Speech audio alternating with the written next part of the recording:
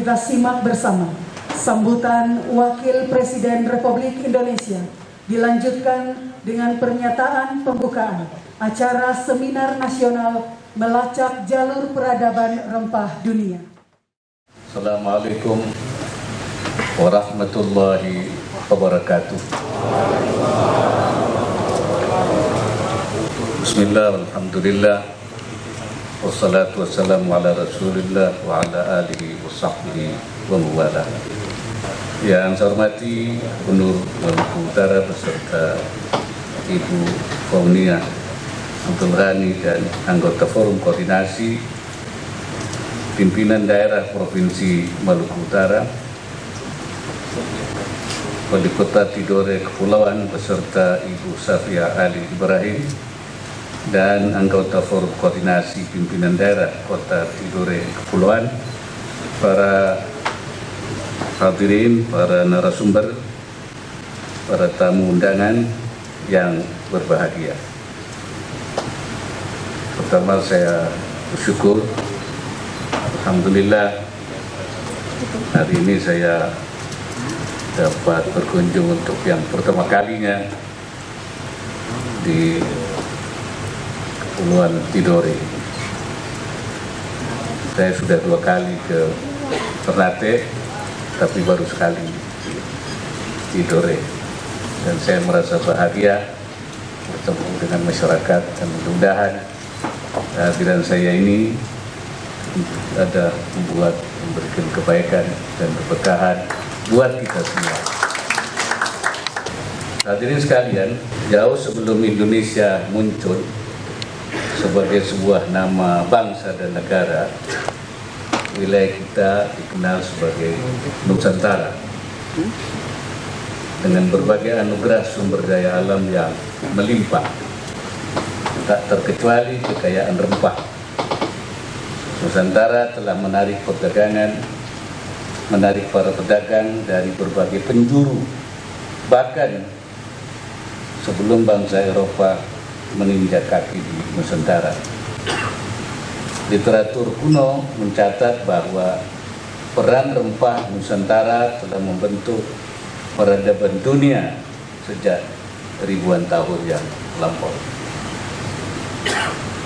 Peneliti menemukan segenggam cengkeh pada wadah keramik yang terbakar di gurun pasir Suriah di tepi sungai Efrat atau Furat pada era Raja Yadi tahun 1721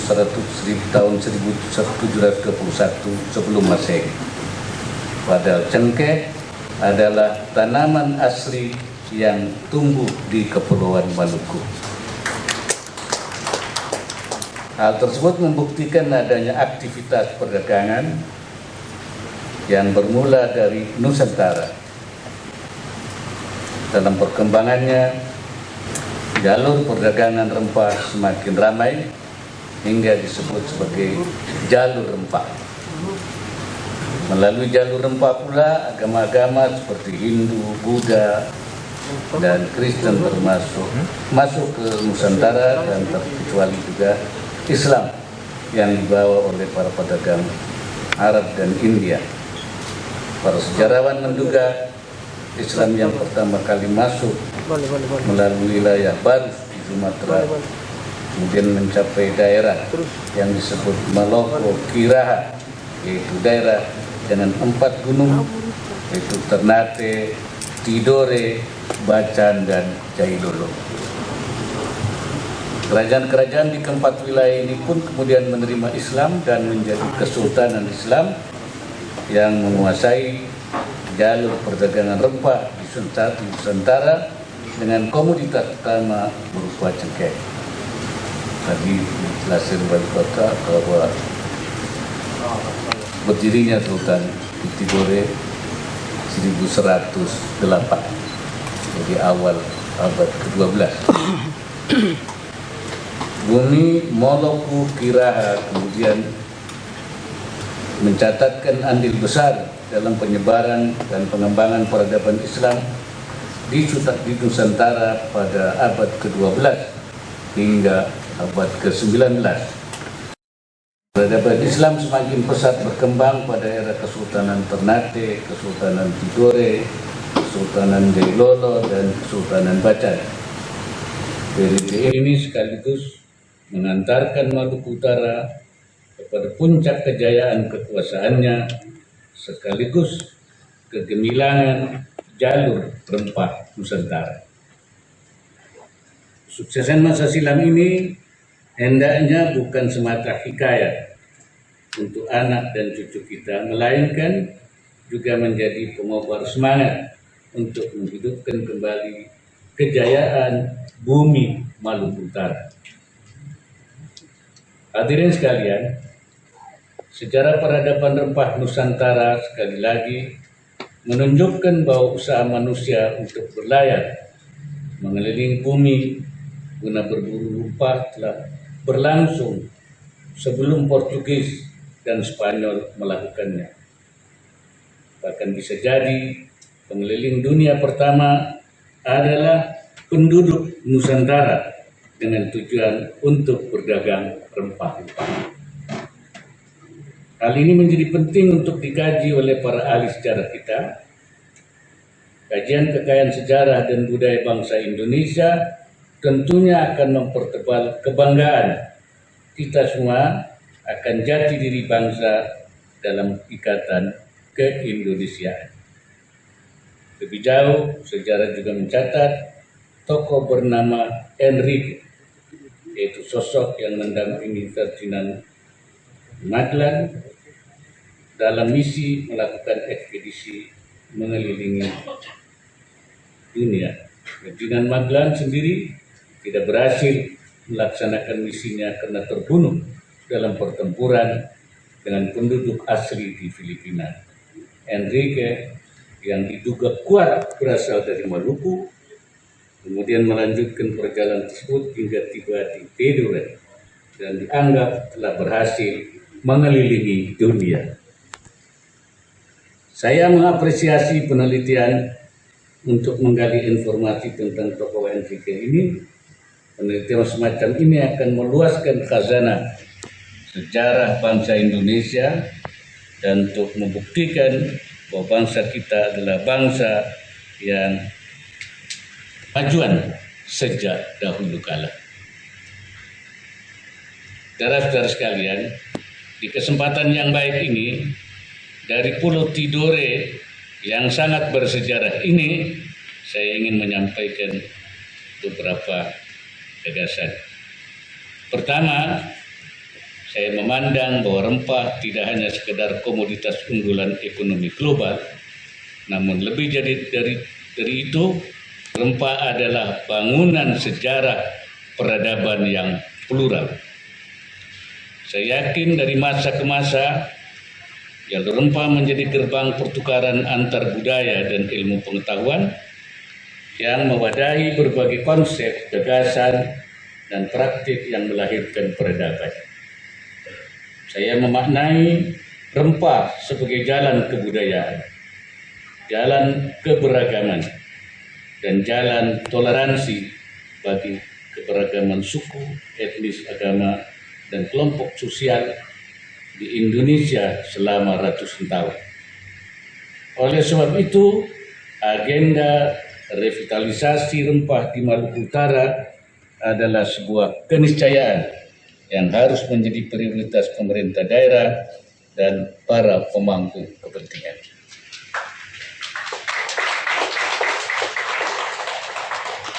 Diperlukan intervensi yang terpadu dan terintegrasi dari hulu ke hilir untuk melihat rempah sebagai komoditas ekspor yang memiliki nilai tambah dengan pola hilirisasi ekonomi yang berbasis masyarakat. Saya bilang, kalau tambang itu, hilirisasi tambang yang akan memperoleh banyak manfaat, mereka pemilik modal. Tapi kalau hilirisasi rempah yang akan terberdayakan adalah masyarakat kecil di desa-desa. Yang kedua, tokoh sejarah Enrique Maluku merupakan simbol jati diri dari rakyat Maluku yang terbuka, berpikir global, memiliki fisik yang tangguh, dan wawasan navigasi pelayaran yang unggul. Oleh karena itu saya memandang pentingnya kita mendorong pusat-pusat penelitian di Maluku Utara dan di Indonesia untuk memperbanyak penelitian tentang tokoh-tokoh maritim Nusantara, serta mengembangkan program pendidikan dan pelatihan di bidang ekonomi biru dalam rangka mewujudkan visi poros maritim dunia. Yang ketiga, saya mengajak berbagai pihak untuk berkolaborasi memperjuangkan agenda jalur rempah sebagai warisan budaya UNESCO pada tahun 2024.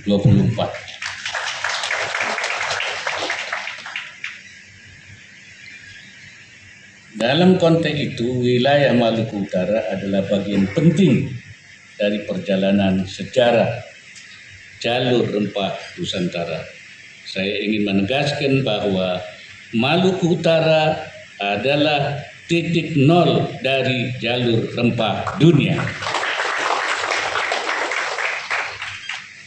Hadirin yang saya hormati, saya menyampaikan apresiasi kepada pemerintah Kota Tidore Kepulauan, tokoh-tokoh nasional dan generasi muda di Maluku Utara yang menyelenggarakan seminar nasional yang penting ini. Saya ingin memaknai seminar ini bukan hanya sekedar membedah buku seputar sejarah Nusantara, namun lebih jauh bahwa Maluku Utara dan Nusantara memiliki peran strategis dalam lintasan sejarah peradaban dunia di masa lalu, dan saya yakin Maluku Utara akan dapat tumbuh menjadi pusat gravitasi ekonomi global dan kawasan Indo-Pasifik di masa yang akan datang.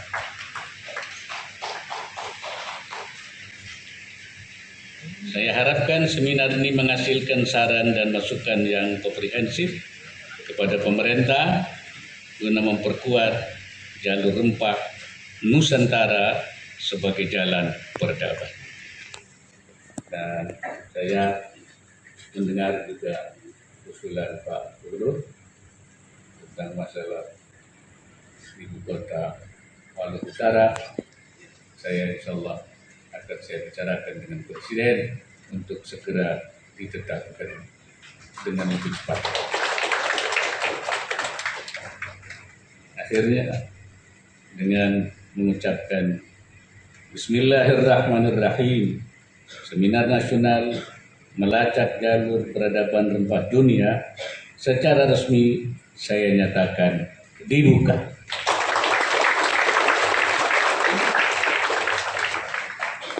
Semoga Allah Subhanahu wa Ta'ala senantiasa memberikan inayahnya dan meridai setiap ikhtiar yang kita lakukan. Wallahu muwaffiq ila aqwamit thariq. Wassalamualaikum warahmatullahi wabarakatuh.